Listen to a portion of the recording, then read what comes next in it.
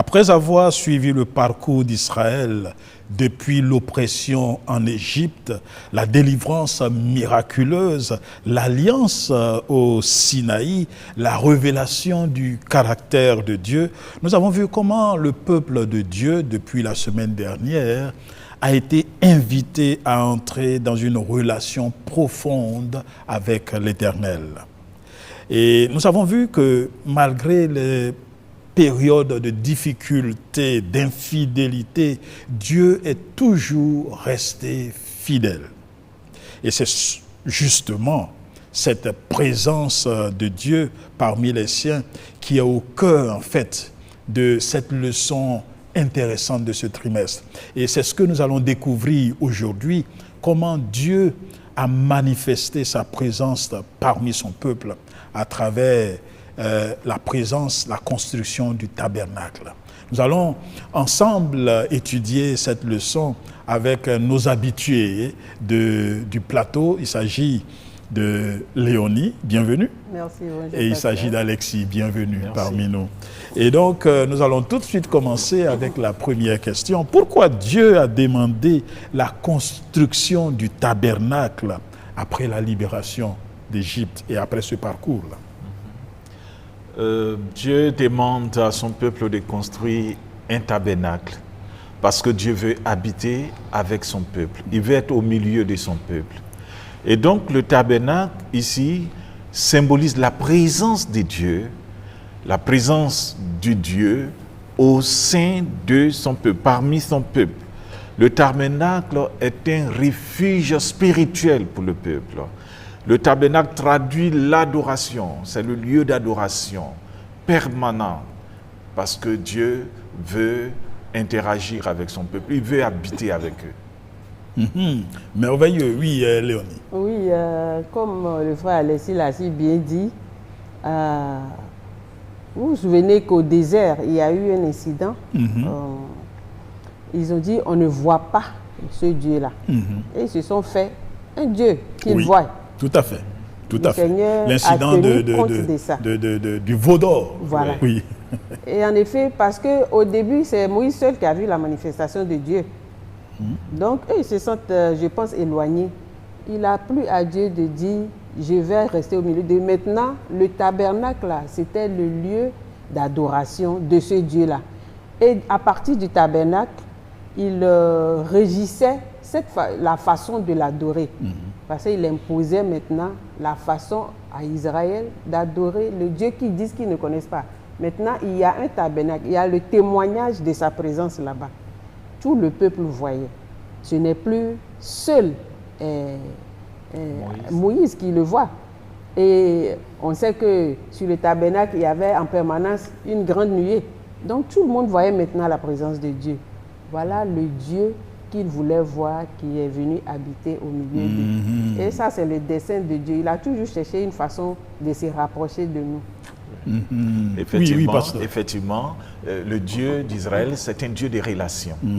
Voilà. Donc, il veut être vu, il veut être avec son peuple, avec ses enfants, pour que ses enfants apprennent à le connaître, apprennent à le craindre, à l'honorer.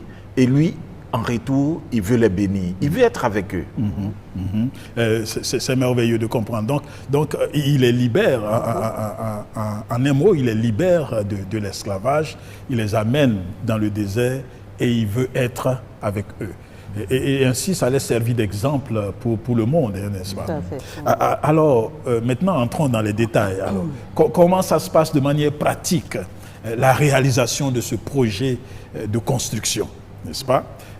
Qu'est-ce que Dieu dit à Moïse? Alors, selon la parole de Dieu, Dieu dit à Moïse, écoute, voici un modèle. Dieu lui montre un modèle. Moïse est sur la montagne, Dieu lui révèle un modèle de ce qui existe dans le ciel. Il lui dit, voici le tabernacle, et quand tu descendras, tu feras exactement la même chose. Et Dieu lui dit, écoute, il faut parler aux Israélites, aux enfants d'Israël, que chacun apporte les matériaux ou le matériel qui va servir à construire le tabernacle. C'est intéressant ce qu'il est en train de dire. Ce qu'il est en train de signifier ici, c'est que Dieu demande de construire le tabernacle. Oui. il ne fait pas venir le matériel, Non, non. il dit vous-même vous allez apporter. Comment est-ce que vous comprenez cela? Oui, parce que l'adoration de Dieu aussi, ça implique que chacun mette la main à la pâte. Il n'y a pas cette paresse spirituelle, cette langueur que tu es assis dans ton coin et ça marche. Ce n'est pas la magie. Il faut être impliqué dedans. Et en avance, Dieu pourvoit au matériel. Vous savez qu'en quittant l'Égypte, comment vous ne vous étonnez pas qu'ils ont trouvé tout ça où? Lorsque vous lisez dans Exode toute la liste des choses qu'ils ont eu à fournir, mais vous vous demandez, ils ont trouvé ça où? Exactement, c'est pas dans le désert. C'est pas dans le désert, donc ils ont dépouillé les gars. Ils ont eu tout ça. Dieu leur a dit, demandez ce que vous voulez, demandez tout. Ils ont tout demandé, l'or, l'argent, tout. Les tissus, tout, ils ont tout eu. Et quand Dieu a dit, c'est vrai qu'eux aussi, ils avaient des possessions. Bien sûr. Et quand Dieu a dit, donnez, mais vous êtes étonnés, on est étonné de la générosité de ce peuple. Ils ont donné, et de façon excessive. Voilà. Je pense qu'on doit tirer une leçon de là. Ça, c'est vraiment important. Le peuple de Dieu, souvent on demande à Dieu, mais on ne sait pas donner aussi. Quand Dieu nous demande, comment est-ce que nous donnons? Avec parcimonie, on grogne avant de donner, ou bien on donne de tout notre cœur. Ils ont donné jusqu'à ce qu'il a fallu que Moïse dise c'est bon. On en a assez fait le travail. Je suis impressionné par le fait qu'on arrive au niveau où ceux qui organisent disent c'est bon. Oui, en fait, pour ajouter à ce que dit ma sœur, c'est que Dieu veut valoriser chaque membre du peuple d'Israël, chaque membre d'église. Chacun doit se sentir important. Et Dieu, de façon expresse, il le fait exprès, il demande à ce que les gens apportent des contributions. C'est parce que Dieu veut susciter en chaque Israélite le sentiment du nous, le sentiment d'appartenance. L'appropriation même. Voilà, de la chose. que chacun s'approprie ce sanctuaire-là et qu'ils disent voici notre Dieu, c'est la maison de notre Dieu, pour qu'ils sentent qu'ils sont dans une communauté, qu'ils appartiennent à la même foi, ils ont le même Dieu et qu'ils l'adorent de tout leur cœur. Donc, Dieu le fait exprès, c'est pour le bien de chacun. Et c'est la même chose, quand nous adorons, quand nous venons adorer Dieu, Dieu veut qu'on s'approprie vraiment le culte, voilà, l'adoration, voilà. Et donc, qu'on s'implique avec notre corps, notre âme, notre esprit, tout. Intéressant. Je voulais ajouter que, comme Alessia l'a si bien dit, personne ne s'est senti exclu. Ni le pauvre, ni l'enfant, ni la femme. Chacun avait quelque chose à offrir. Dieu avait donné des talents spéciaux à certains. Les femmes, des dispositions spéciales pour pouvoir coudre ou bien imprimer des choses, les dessins qu'il faut dans les tissus. Tout le monde, avec le don que Dieu, le talent qu'il avait, s'est impliqué. Vous voyez, c'est de cela qu'il s'agit. Ce que Dieu nous a donné, on se retrouve différents, avec des différentes dispositions sur la terre, n'est-ce pas? Je peux faire des choses que vous ne pouvez pas faire. Bien sûr. Vous pouvez faire des choses que je ne peux pas. Mais avec Dieu, on s'unit, chacun vient avec ce qu'il a et le travail avance. C'est ce qui a fait que le tabernacle a été construit. Ils ne sont pas allés chercher des spécialistes quelque part, des experts quelque part. C'est au milieu de ce peuple qui était esclave. Soudain, on voit des experts au milieu d'eux. On voit des gens qui savent tailler le roc, des gens qui savent faire donner des formes au bois et le tabernacle. Et ça a été utilisé. Et comme quoi, Dieu veut utiliser non seulement nos moyens financiers. Je ne sais pas quel est votre degré de résistance quand Dieu vous appelle à contribuer à quelque chose. Et non seulement il veut l'utiliser, il veut aussi utiliser nos talents, afin que nous puissions apporter notre expertise pour l'avancement de l'œuvre de Dieu. Alors donc, on voit très bien que tout le monde apporte donc ce qu'il faut apporter. Maintenant, est-ce que la construction se faisait en désordre? Chacun venait avec son plan pour le faire, ou bien là encore, il y avait une indication précise? Oh oui, Dieu est un Dieu méticuleux, c'est un Dieu d'ordre, organisé, un peu comme l'univers. L'univers est organisé un peu comme un maître horloger qui a tout planifié. Chaque élément a son rôle, chaque virgule a sa place. Dieu n'est pas un Dieu de désordre. Et donc Dieu dit à Moïse, écoutez, voici même les longueurs. Dieu donne tout de façon précise. Même les longueurs des tapis, la longueur des bois à utiliser, des matériaux à utiliser. Tout est détaillé. Et c'est Dieu qui décide. Chacun ne dit pas, voici comment moi je veux. Non, non, non, non. C'est Dieu qui donne les mesures. Tous les détails sont détaillés. Un peu comme ce qu'on voit, ce que les architectes font là. Exactement. Des dessins souvent qu'on ne comprend pas. Ça c'est Dieu lui-même qui donne avec précision. Pourquoi ces détails précis? Mais il fallait que le tabernacle ressemble à ce que Moïse a vu. Et oui, il fallait que ce soit la production de l'original. Et il fallait aussi que les gens comprennent que c'est Dieu qui est au contrôle. Vous ne venez pas avec votre volonté. L'adoration, c'est Dieu qui impose comment il faut le faire. Et c'est ce qui s'est passé. Ils ont obéi. Ce qui est la part de l'homme, d'obéir. Ils ont juste obéi. On leur a donné les plans, les mesures et tout. Et ils ont juste obéi.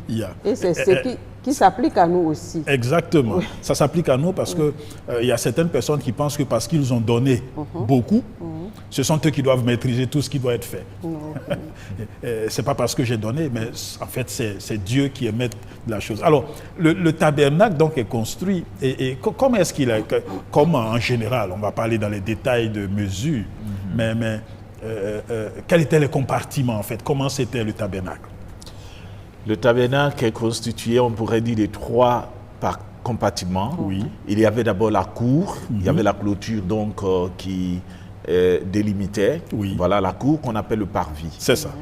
Et après le parvis, il y avait maintenant le temple, voilà, sous forme de bâche, voilà, sous forme de une tente. Ouais. Voilà, c'était une tente. Oui, puisqu'ils se déplaçaient. Oui, oui. Voilà. Donc ils allaient se déplacer. Exactement.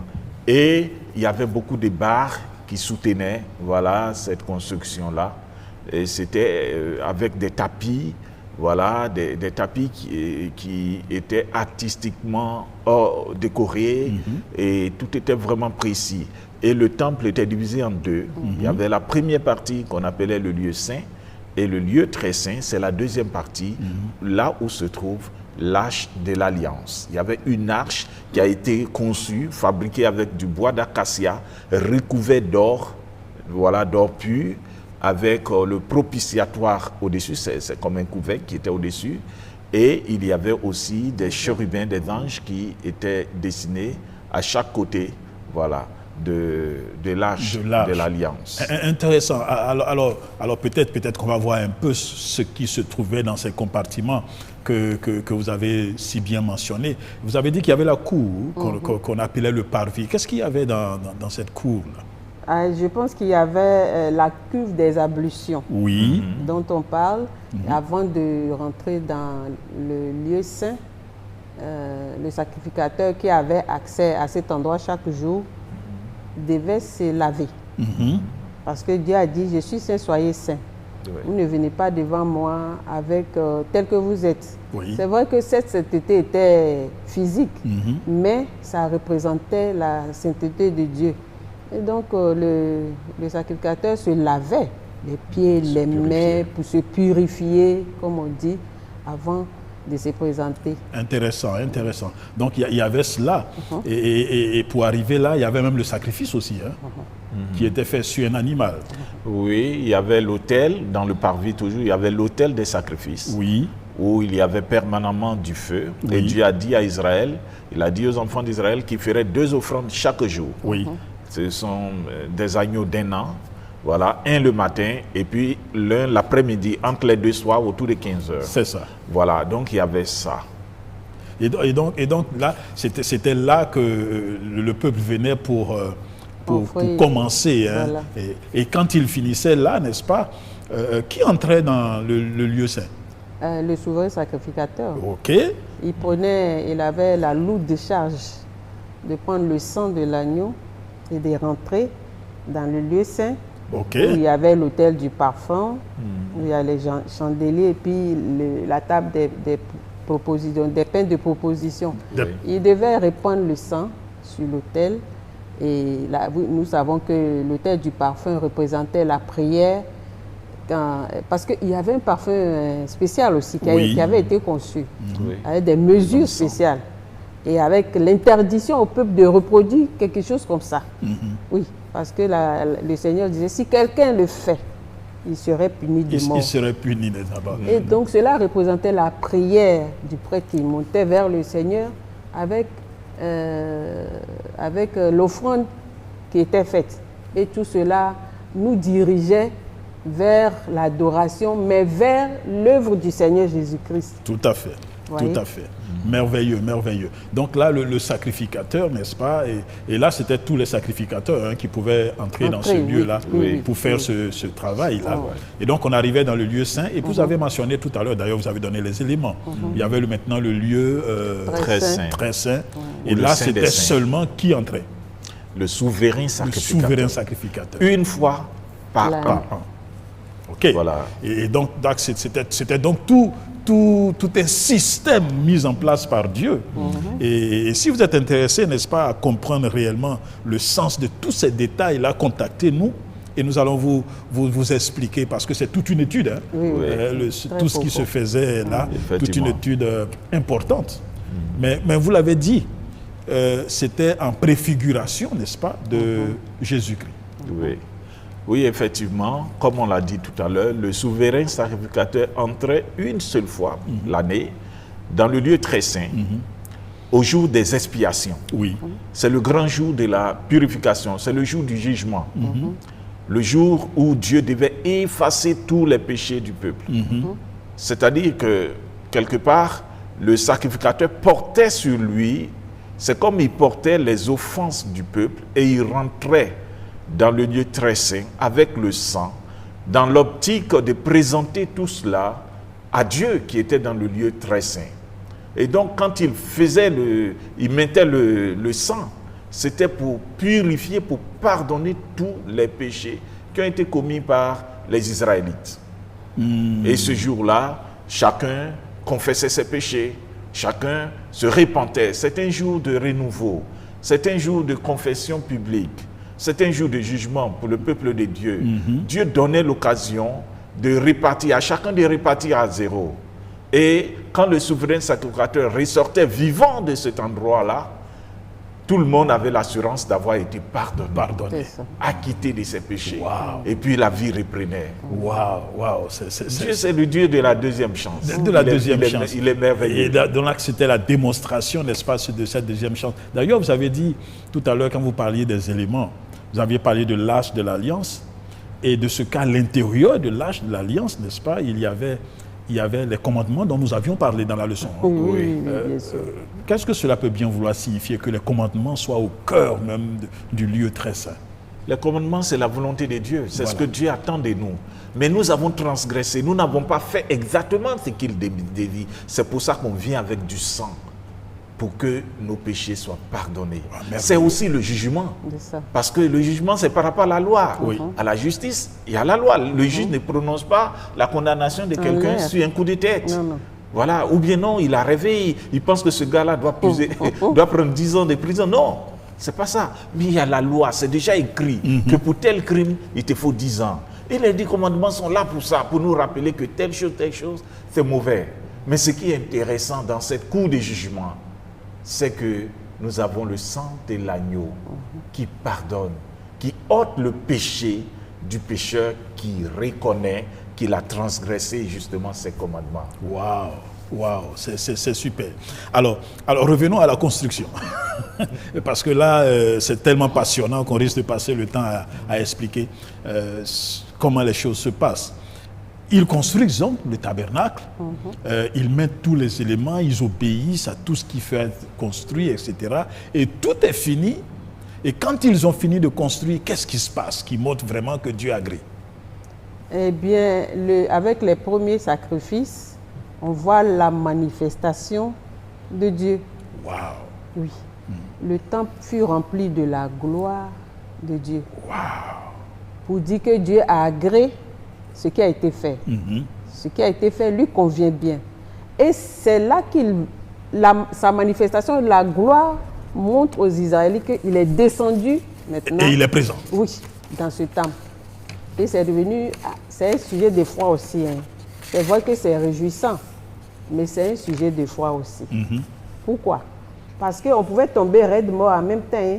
Quand il parlait tout de suite, il a dit que si le souverain sacrificateur sortait vivant, parce qu'il y a des fois où il pouvait périr. Raison d'ailleurs pour laquelle, au bout de ses habits, il y avait des clochettes. Et souvent, on mettait une corde à son pied pour que, si malheur, on ne le souhaite pas, il ne sort pas vivant, on puisse le tuer parce que personne ne pouvait rentrer là-bas. Waouh.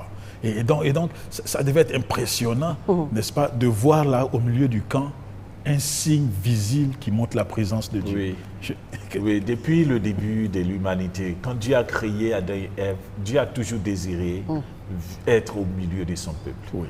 Dans le jardin d'Éden, on nous dit que Dieu venait les soirs parler avec Adam et Ève. Dieu veut habiter avec nous, vous voyez. Et donc ici, dans le cas de Moïse, des enfants d'Israël, Dieu fait une représentation de sa présence et sa gloire apparaît. Ça veut dire que Dieu vient réellement, il vient physiquement là.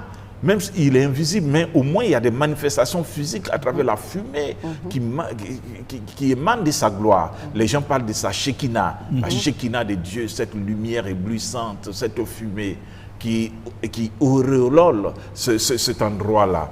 Mais vous voyez, c'est comme une obsession chez Dieu, hein, parce qu'il nous aime tellement. Il veut toujours habiter avec nous, au milieu de nous. Rappelez-vous Jésus-Christ.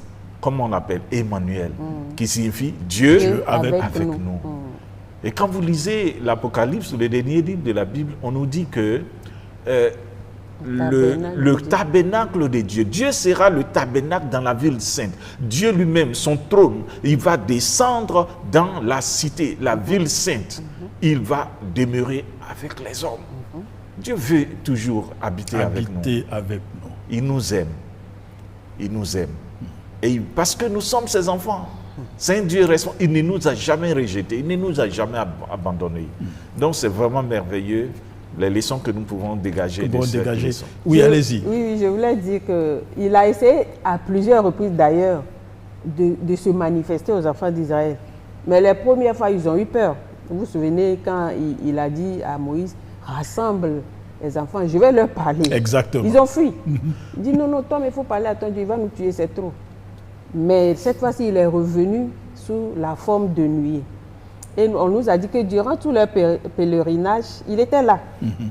Quand la nuée s'élève, c'est le signal de partir. Quand la nuée s'arrête, on se repose.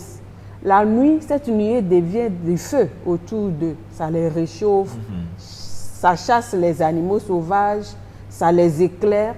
Et le jour, ils étaient au désert, hein. Ce même nuage leur servait de protection pour qu'ils ne soient pas brûlés par le soleil. Voyez? Donc, Dieu entourait son peuple de tous les soins possibles. Et vraiment, je pense qu'il fait plus qu'un père. Son amour était infini. On pouvait sentir dans tout ce qu'il fait un Dieu d'amour. Et là, c'est merveilleux de comprendre cela. Alors que nous terminons la leçon de ce trimestre, nous voyons comment le peuple d'Israël sort d'Égypte dans les difficultés et termine avec la présence de Dieu parmi eux. Qu'est-ce que cela peut nous enseigner aujourd'hui, nous? Aujourd'hui, nous devons comprendre que Dieu veut toujours demeurer avec nous. Dieu veut habiter avec nous. D'ailleurs, la Bible nous dit que Dieu habite en nous par son Saint-Esprit. Notre corps est le temple du Saint-Esprit. Et le désir de Dieu, c'est d'être toujours avec nous. Et certains témoignages, certains frères et sœurs nous disent bien que leurs maisons sont des lieux où Dieu habite. Quand il y a des gens de mauvaises intentions qui veulent les attaquer, souvent ils voient la gloire de Dieu, ils voient cette fumée, ils voient l'arc-en-ciel qui environne leur maison, la maison des enfants de Dieu. Ça montre que Dieu veut toujours être avec nous. Et nous devons bénir ce Dieu-là, le servir vraiment. Parce qu'il est tellement amour, vous voyez. Il prend soin de nous. Plus qu'une mère ne le fait pour ses enfants. Plus qu'un père ne peut le faire pour ses enfants. Et dans Ésaïe, il dit que je vous ai planté comme une vigne et moi j'en suis le gardien. Je vais m'élever contre les ronces et contre tout. Il veille sur nous, il nous arrose, il veille vraiment sur nous. C'est intéressant. C'est merveilleux, oui, Léonie. Oui, dans son plan ou bien son désir d'habiter avec nous, après l'épisode du tabernacle, il a fait venir son fils. Bien sûr. Il a cherché maintenant le moyen de venir, de revertir l'humanité et de venir habiter au milieu de nous. Vous voyez, Dieu avec nous. C'est à cause de cela qu'on a appelé Jésus Emmanuel. Il est venu habiter et ce n'est pas fini. Quand il est parti, il a laissé la présence du Saint-Esprit. Oui. Ça doit être l'expérience de chacun des chrétiens, des enfants de Dieu, de chercher la présence du Saint-Esprit. C'est parce que en cherchant la présence du Saint-Esprit, on cherche la présence de Dieu. Et le projet final de Dieu, c'est que nous habitions avec lui pour l'éternité, comme Alessi l'avait mentionné auparavant. Enfin, dans cette éternité où Dieu même sera au milieu de nous, son tabernacle, où il dit qu'on n'aura pas besoin de temple, parce que lui-même, il est le temple. Il n'y a pas lui qu'on adore, il est présent. On n'a pas besoin de temple. Donc, c'est cet espoir, cette espérance qui nous anime. C'est ce qui fait que, malgré les épreuves, la dureté de la vie, les problèmes de la vie, on avance. Parce que cet espoir nous fortifie que bientôt, au jour que Dieu a préparé, eh bien, nous allons partir. On va laisser la terre, plus de, pour une vie mort, meilleure. souffrance, tout ce qu'on endure maintenant, pour qu'on puisse vivre vraiment pour l'éternité avec notre Père céleste. Nous invitons tout le monde à se préparer pour ce rendez-vous. Évidemment, c'est merveilleux. Et on peut peut-être terminer avec cela parce que tout le monde est invité à se préparer pour ce grand rendez-vous que Dieu prévoit pour chacun d'entre nous. Et pour l'heure, il nous offre la possibilité, n'est-ce pas, du tabernacle, de nous repentir, de repartir à zéro, n'est-ce pas? Il nous offre cette opportunité maintenant. Nous pouvons venir à lui à travers Jésus-Christ.